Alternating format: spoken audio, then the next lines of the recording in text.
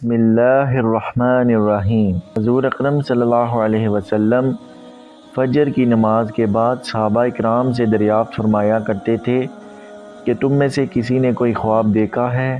اگر کسی نے دیکھا ہوتا تو آپ صلی اللہ علیہ وسلم اس کی تعبیر فرما دیا کرتے تھے۔ چنانچہ ایک مرتبہ جب آپ صلی اللہ علیہ وسلم نے صحابہ رضی اللہ تعالی عنہ سے دریافت فرمایا اور کسی نے بھی خواب کا تذکرہ نہ کیا تو حضور اقدس صلی اللہ علیہ وسلم نے ارشاد فرمایا کہ آج میں نے ایک خواب دیکھا ہے کہ دو آدمی میرے پاس آئے ہیں جو میرا ہاتھ پکڑ کر مجھ کو ایک مقدس سرزمین کی طرف لے کر چلے گئے ہیں۔ کیا دیکھتا ہوں کہ ایک شخص وہاں بیٹھا ہوا ہے اور دوسرا ہاتھ میں زنبور لیے ہوئے کھڑے کھڑے اس بیٹھے ہوئے شخص کے کلے چیر رہا ہے، اور جب ایک کلا گدی تک چر جاتا ہے تو دوسرا کلا کے ساتھ بھی یہی معاملہ کرتا ہے، اور اتنی دیر میں اس کا پہلا کلا درست ہو جاتا ہے، مگر وہ شخص پھر اس کے ساتھ یہی عمل دہراتا ہے۔ یہ دیکھ کر میں نے دریافت کیا آخر یہ کیا بات ہے؟ تو وہ دونوں کہنے لگے آگے چلیے۔ ہم آگے چلے گئے تو ایک شخص کے پاس گزر ہوا جو لیٹا ہوا ہے، اور دوسرا شخص اپنے ہاتھ میں ایک بھاری پتھر لیے اس لیٹے ہوئے کے سر کو نہایت بے دردی سے کچل رہا ہے۔ چنانچہ جب وہ شخص اس کے سر پر زور سے پتھر مارتا ہے تو پتھر لڑک کر دوسری جانب چلا جاتا ہے، اور وہ شخص ابھی اس پتھر کو لانے بھی نہیں پاتا کہ اس کا سر پھر درست ہو جاتا ہے، اور پھر وہ اس طرح اس کا سر پھوڑتا رہتا ہے۔ یہ ماجرا دیکھ کر میں نے دریافت کیا کہ یہ کیا قصہ ہے؟ تو وہ آدمی کہنے لگے آگے چلیے۔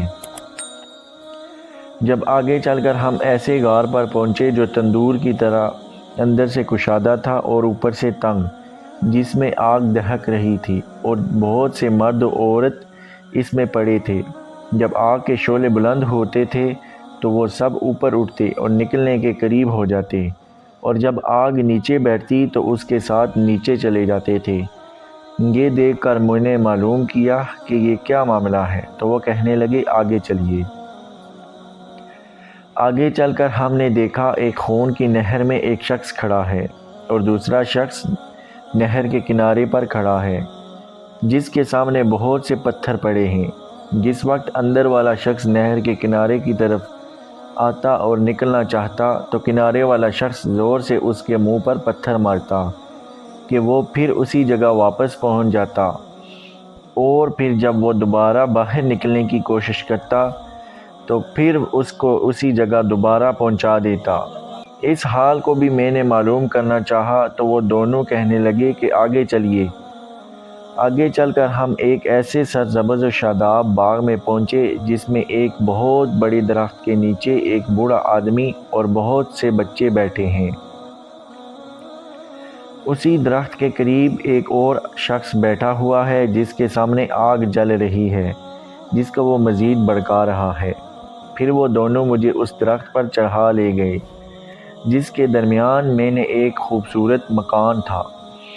وہ دونوں مجھے اس مکان میں لے گئے۔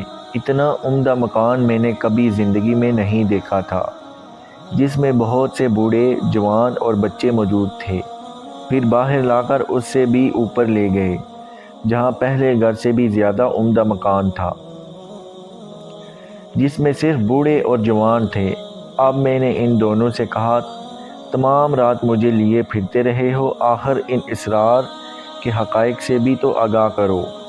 جب انہوں نے بتایا کہ جس شخص کے کلے چیرے جا رہے تھے وہ جھوٹا شخص ہے جس کی جھوٹی باتیں دنیا میں مشہور ہو جاتی تھی، قیامت تک وہ اسی سزا میں مبتلا رہے گا، اور جس کا سر پھوڑا جا رہا تھا وہ ایسا شخص ہے جس کو اللہ تعالیٰ نے علم قرآن عطا فرمایا مگر رات کو غافل ہو کر سوتا رہتا تھا اور دن کو اس پر عمل نہ کرتا تھا، قیامت تک وہ اس عذاب میں مبتلا رہے گا، اور آگ کے غارے میں زناکار پڑے ہیں اور خون کی نہر میں سود خور ہیں۔